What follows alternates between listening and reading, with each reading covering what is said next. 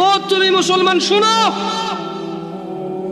সিয়াম এটা ফরজ প্রত্যেক মুসলমান নারী এবং পুরুষের জন্য।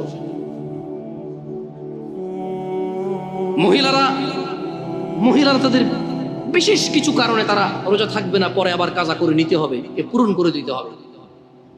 জেনে নাও বেতাকাবাসী, জেনে নাও আমার ভাইয়েরা, যে এই রোজাকে তুমি ভাঙছো রমাদান মাসের, তুমি জেনে নাও এটা সাধারণ কিছু না।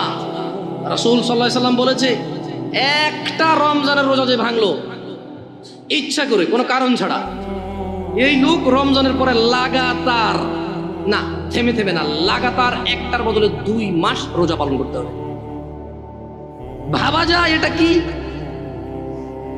তুমি একটু ভাবো, রমজান মাসের একটা রোজা ভাঙলে রমজানের পরে একটার বদলে কাফারা হচ্ছে লাগাতার 2 মাস সিয়াম। এরপরে এটা গেল জরিমানা, এটা গেল কি? এটা গেল জরিমানা। এরপরেও তোমার মাপ চেয়ে নিতে হবে রোজা যে ভাঙছো বিনা কারণে। তাওবা ইস্তিগফার, আল্লাহর কাছে ক্ষমা চেয়ে নিতে হবে রোজা ভাঙার কারণে। মানে একটা রোজা ভাঙার কারণে 2 মাস রোজা থাকলো যথেষ্ট, কি বাকি আছে?